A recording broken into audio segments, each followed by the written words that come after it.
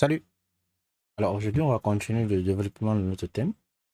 La dernière fois, nous avons initialisé notre projet avec Underscore qui nous avait énormément aidé à générer notre thème. C'était un status thème qui nous permettait d'aller un peu plus vite en générant notre thème.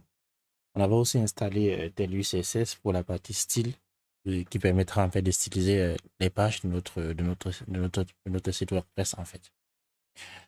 Donc moi en amont, je suis venu sur notre back-office et j'ai créé des pages qui me permettra un peu d'enrichir un peu notre menu. Et donc j'ai créé articles, contacts, guides et tutoriels. Et donc pour pouvoir créer notre menu, on doit aller sur euh, apparence menu. Lorsqu'on vient sur apparence menu, nous n'avons pas encore un menu créé. Vous pouvez voir là, on parlait de créer votre premier menu ici. Donc on ne l'a pas encore fait. Et donc, pour pouvoir le faire, je vais par exemple l'appeler. Alors, il y a une chose car avant de créer mon menu, vous voyez là que de base, j'ai menu one. Alors, pourquoi? Il commence par l'appeler ainsi. Nous allons rentrer dans underscore, notre code, notre thème. Et nous allons voir quelque chose qui est intéressant.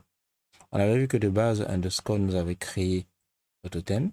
Et pour pouvoir y accéder, on allait sur wcontent themes. Et voici en fait le nom de notre thème qui est block D1. Et lorsqu'on vient sur la partie function, on trouve en fait une certaine normalement des fonctions que Underscore nous a générées. On l'avait fait vraiment pour gagner en temps. Ça va nous éviter de créer en fait tous ces hooks et son fonction. Ne vous inquiétez pas, on va y revenir. Lorsqu'on abordera les parties où on aura besoin d'une fonction en particulier qui existe déjà ici, qui était générée par Underscore, je prendrai la peine de vous expliquer. Et donc aujourd'hui, en ce qui concerne le menu, il y a ce hook qui est appelé Register Nav Menu. En fait, c'est grâce à Register Nav Menu que lorsque nous venons sur notre back-office, nous avons déjà d'avoir la possibilité d'avoir le menu. Et pour ceux d'entre vous qui sont assez vigilants, vous vous rendez compte que ici de base, il me dit Names Menu, il appelle de base menu 1. Pourquoi est-ce qu'il le fait? C'est parce qu'effectivement, dans underscore que nous voyons ici, il y a cette partie register nav menu et il y a déjà une location menu. Il y a déjà un menu qui a été déjà créé de base qui est menu-1 et qui était menu primaire. Alors moi par exemple, je ne vais pas l'appeler ainsi, je vais peut-être l'appeler header, je vais laisser à primaire et je ne vais pas seulement créer un seul. Moi je me dis que je vais créer par exemple plusieurs menus dans mon site. Parce qu'en fait, ce hook de euh, registre nav menu nous permet d'enregistrer plusieurs emplacements de votre menu sur votre site. En fait, WordPress, qu'est-ce qu'il fait? Il nous donne la possibilité de pouvoir créer plusieurs menus dans nos pages de notre site en fait. On peut avoir un menu comme dans le cas dans le header, on peut avoir un menu différent au niveau du footer, on peut avoir un menu différent pour chacune des pages, on peut avoir un menu la sidebar et autres. Et donc, pour que WordPress puisse identifier, distinguer les différents types de menus, on doit lui attribuer un nom et un titre en fait. C'est ce titre-ci qui va s'afficher en fait sur votre back-office. Et le nom, c'est lui que vous allez utiliser lorsque vous voudrez localiser en fait ou bien mettre un menu particulier dans une zone en particulier. C'est pour cette raison que de base, moi, ce que je fais, c'est que en fonction des endroits où je vais mettre un menu, je peux faire donner le nom qui correspond en fait à cet endroit. Dans mon cas, par exemple, c'est header, c'est pour ça que je l'appelle header et que j'aurai par exemple notre footer qui va notre menu au footer, donc je l'appelle footer. Ici, c'est primary, par exemple, je vais le laisser pour dire que c'est le menu principal et je vais nommer ici footer. Si on revient un peu sur notre back-office et qu'on actualise, et là, on voit déjà que on n'a plus ce nom de base, mais on a au niveau des display location, on a primary et footer qui correspond en fait aux deux endroits, à ces deux lignes de code que nous avons mis au départ. Donc, on a primary et on a footer. Et vous avez dit que ce sont ces noms-ci qui s'affichent en fait sur votre back-office. Et cette partie-ci nous permet juste d'identifier en fait les différentes zones où nous allons en fait mettre notre menu. Donc, je reviens donc ici et je dis que je vais créer un menu. Moi, je vais l'appeler d'abord navigation. C'est le menu navigation.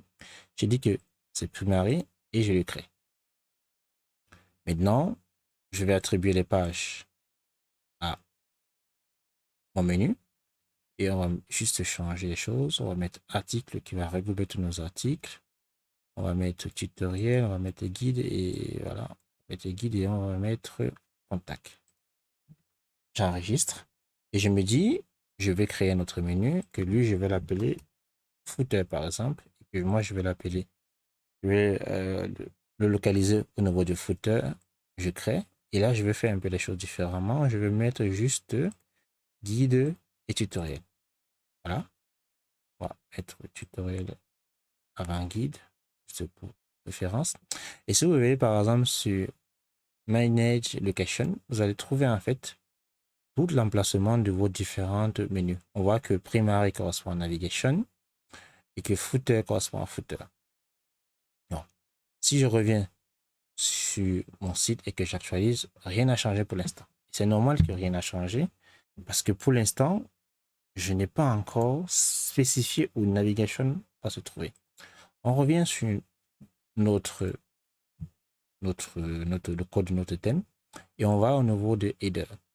Et là, on voit qu'ici, dans la portion function, on nous a expliqué ici que dans chaque endroit où je vais mettre wp-nav-menu, j'ai la possibilité de pouvoir afficher dans cet endroit-là une location, pas deux. Je peux afficher qu'une seule.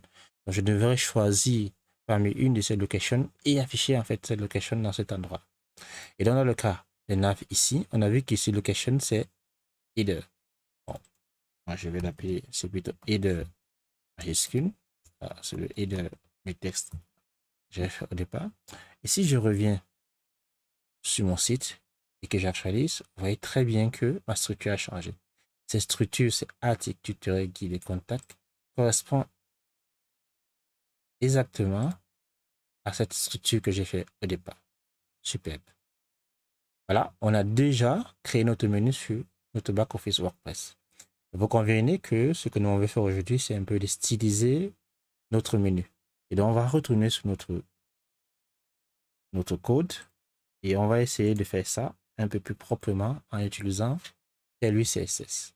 Alors, underscore, nous avons généré du code et nous, on va virer tout ça parce que nous, on veut faire pour nous. Donc, je vais supprimer ça et moi, je vais par exemple faire enough. J'aurai là. Et au niveau des classes, moi, je veux un overflow.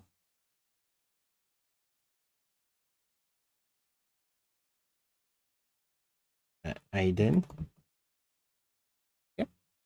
Et de base, ce que moi je voudrais, c'est que mon menu ne prenne pas toute la largeur de ma page. Je vais faire un max 8 et on va le mettre par exemple 7XL comme ça. Et pour que ça puisse se centrer, je vais faire un marge X à auto. Ici à l'intérieur, je me dis que j'aurai en fait deux sections. Bon, je fais déjà une div, je fais un flex de base et je vais faire un item center. Les éléments qui sont à l'intérieur soient parfaitement centrés et je fais un justify between pour qu'ils soient équidistants, qu'ils soient séparés les unes des autres. Et moi, je fais une première diff, une deuxième diff. OK. Dans la deuxième diff, on va récupérer ce que underscore avait fait ici. C'est là que nous, on va venir mettre ça.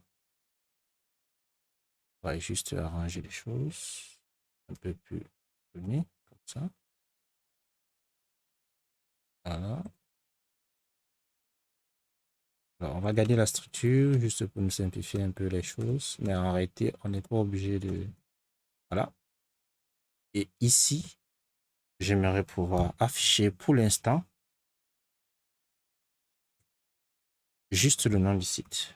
Alors, il y a une fonction de WordPress qui nous permet en fait d'afficher la fonction. C'est WP. On va afficher plutôt. Là. Je vais faire un raccourci pour echo.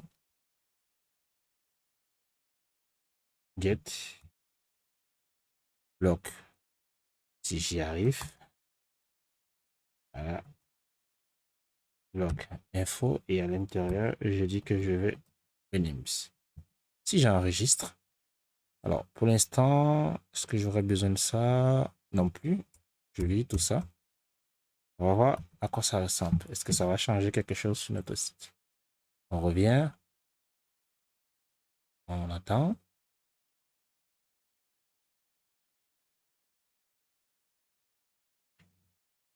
Alors, c'est bizarre qu'il prenne tant de temps.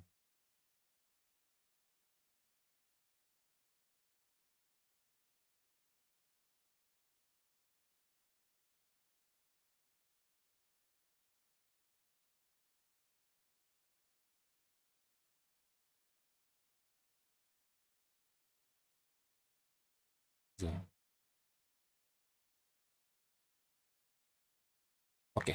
Ça a pris le temps que ça a pris, mais ça finit par afficher. Superbe. On voit déjà qu'on a déjà notre disposition assez intéressante. Donc, comme nous, on l'a dit, on ne voudrait pas que ça prenne tout à la jeu. Et c'est pour ça que donc, ça s'affiche de cette façon-là. Maintenant, nous, on voudrait en fait que nos différentes pages ne s'affichent pas de cette façon-ci. C'est bizarre en fait parce que WordPress, si on le fait respecter un peu, on verra que WordPress, lui, il a une certaine façon de styliser les choses. Si on fait une inspection, on voit qu'il fait un nav-navigation, il fait un UL et il fait le LI. Et dans chaque LI, il met certains types de classes, voilà, qui sont propres à lui, mais forcément qui ne sont pas pris en compte. Parce que si je vois au niveau de ce LI, je vois que là, j'ai menu. Et si je regarde bien là, il n'y a pas de code en rapport avec ça. Alors, vous avez deux possibilités. La première des possibilités que vous avez, par exemple, c'est de vous dire, OK, moi, ce que je voudrais, je peux styliser, en fait, mon menu en utilisant les classes de WordPress. C'est-à-dire que, par exemple, j'ai le menu ici, je viens sur mon fichier style, j'utilise vraiment la classe menu et je fais ce que j'ai à faire. Et au niveau de LI, je fais pareil. Au niveau de LI, je fais pareil. J'ajoute, je regarde là, je vois que j'ai un nav-li, j'ai un nav items, qui veut dire que ça correspond à l'items en question. Et là, il met un nav-items-type post pour spécifier qu'en fait, les posts c'est autant. Bref, il met certaines petites classes et je pourrais réutiliser cela pour pouvoir en fait styliser en notre menu en fait. Mais moi, je n'aimerais pas faire ainsi. J'aimerais donner, par exemple, à cette partie-ci, à cette ULC, une certaine fiche de classe. Ça veut dire que moi, j'aimerais, par exemple, écraser cette classe de base qui est nav, qui est menu et y ajouter. Or, le problème, c'est que lorsque on arrive ici sur notre code, sur cette fonction que nous donne en fait WordPress, on n'a pas vraiment accès au UL. Il nous génère en fait toute cette structure-là. Et si on inspecte un peu cette fonction, on va voir qu'à l'intérieur, il y a des arguments qu'il a passés. Par exemple, il a passé comme conteneur indiv et menu, il n'a rien mis. C'est pour cette raison qu'on ne voit rien. Donc, je peux aussi venir directement ici et ajouter, mais je vous déconseille carrément parce qu'à chaque fois que vous allez faire une mise à jour, vous allez forcément avoir des soucis. Mais ce qui nous intéresse ici, c'est la partie menu classe. Donc, menu classe, qu'est-ce qu'il a mis? Il a mis menu. Et effectivement, si vous revenez sur votre site, vous allez vous rendre compte qu'ici, au niveau des classes, on a bien menu. Donc, ça veut dire que c'est menu classe qui nous permet en fait de pouvoir ajouter cette classe menu. Ça veut dire que moi, je peux changer ce menu classe, y mettre autre chose que moi j'aimerais lorsque j'appelle la fonction ou le hook wnav menu. Et c'est ce qu'on va faire en fait. On va venir sur notre code et on va changer ce comportement-là. On a dit que c'était nav, c'était menu classe. Donc ici, juste là, je vais lui dire par exemple que au niveau de nav classe, au lieu de me mettre ce que tu m'as mis au départ, qui est menu, moi j'aimerais mettre autre chose. Et là, moi je vais mettre les différentes classes de tes CSS que j'aime bien d'habitude. Alors, on va mettre un MD, dit que il a flex. OK. On va y revenir plus tard. Je fais un items. On connaît déjà ça à center. Et je fais un space X. Dans mon cas, je mets un tiret 4, par exemple. J'actualise. J'enregistre, pardon, et que je reviens sur mon site. Si j'actualise, impeccable. On voit très bien que les choses ont changé. Si je reviens, je fais l'inspection, je vois très bien que la classe menu a été écrasée, elle a été remplacée par flex, ça a été remplacé par ce que j'ai mis au départ. C'est pour cette raison que nous voyons déjà ce comportement de base. Je peux y ajouter encore énormément de choses que je veux dans mon code. Donc, par exemple, nous, dans cet endroit-ci, on se dit qu'on aura, par exemple, un padding en haut et en bas, 4 par exemple. Je reviens, que j'actualise. Ouf, exactement ça. Impeccable. Donc, on a vu comment est-ce qu'on peut styliser notre menu en utilisant les fonctions que nous donne de base WordPress. Moi, par exemple, là, je me dis, OK, ça c'est le nom du site, mais moi, j'aimerais afficher mon logo. Comment est-ce que je peux faire pour pouvoir afficher mon logo? On va revenir sur notre code et on va voir si underscore nous avait déjà aidé dans ce sens-là. On revient, on parcourt un tout petit peu. Est-ce qu'underscore nous a aidé à de support? OK, si. Si on vient ici, on va voir qu'on a add theme support. Et là, qu'est-ce qu'on a? On a un custom logo. Donc, ça veut dire que underscore nous a mis déjà ce hook qui nous permet de pouvoir générer un menu sur notre site en question. Et là, de base, il a mis une hauteur de 250, une largeur de 250 et il a mis un certain nombre de directives. Et comment est-ce qu'on peut faire pour appeler en fait notre logo, enfin pour permettre à ce que WordPress puisse nous donner la possibilité, notre affichage, de pouvoir en fait mettre un logo. Alors, ce que moi je veux faire ici pour un logo, je me dis, je vais laisser le nom du site. Et moi, ce que j'aime généralement, c'est que je mets le nom du site, qui peut être n'importe quoi dans mon cas. Figure-moi, c'est le nom du site que je veux mettre. Et je me dis que juste derrière, je mettrai ce qui correspond à un fabricant. Donc, pour pouvoir faire ça, il y a une fonction de WordPress qui permet de le faire. Et donc, on va ouvrir les balises PHP, parce que on est là, et on va dire, par exemple, que si j'ai la fonction, c'est la fonction, je vais dire que cette fonction existe exactement. Ce qui m'a aidé à le faire. Ouais. Si j'ai la fonction et custom logo qu'on a vu de l'autre côté, parce que je me dis que dans certains cas, je ne l'aurai pas et je ne veux pas avoir de problème. Si de base, j'ai ces fonctions, c'est-à-dire custom logo, et moi je vais l'appeler et custom. C'est comme ça que WordPress l'appelle. Si ça existe, ok?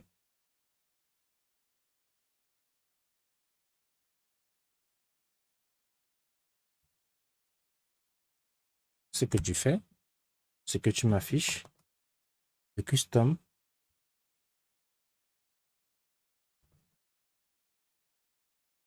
logo. C'est ce que j'ai dit. Si ça existe, tu le fais. Alors, est-ce que j'ai fait une erreur? Oui, j'ai fait une erreur parce que c'est une fonction, ce n'est pas négatif. J'enregistre. OK. Et là, on va styliser un peu les choses. On va dire que c'est un flex, vous savez déjà. On va dire que c'était items center. Et là, pour le coup, je vais mettre un gap. Voilà. J'enregistre. Si je reviens sur mon site, j'actualise, rien ne change pour le moment. Mais par contre, j'ai la possibilité déjà de faire un custom, c'est-à-dire de customiser. Et lorsque je reviens sur mon site, j'ai la partie site identity. J'ai le nom de mon site. Moi, par exemple, je vais l'appeler tout simplement blog. Là, directement, ça change. Je publie. Et là, ici, vous voyez, j'ai déjà select logo. Ça veut dire que je peux sélectionner un logo. Alors, de base, je n'ai rien. On va téléverser. On va aller dans mes fichiers. Alors, est-ce que j'ai quelque chose que je peux mettre là qui fera figure dans le logo? J'aurais dû le préparer en amont. J'ai quelque chose qui est apparent à un logo.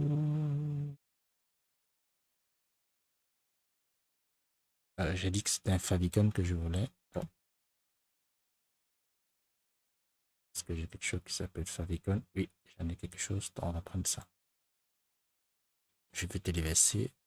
Voilà, j'ai dit que non, c'est bon, la dimension est bon. Et ouf, vous voyez directement que j'ai la possibilité d'avoir mon logo tel que je le veux. On va l'appeler blog. Oui, tout simplement. Et j'enregistre. Super. J'ai déjà customisé mon logo. Voilà, on voit que c'est un peu plus intéressant, n'est-ce pas? Je pense qu'on va s'arrêter là. Et la prochaine fois, on va continuer à styliser notre site. Alors, je vous dis ciao.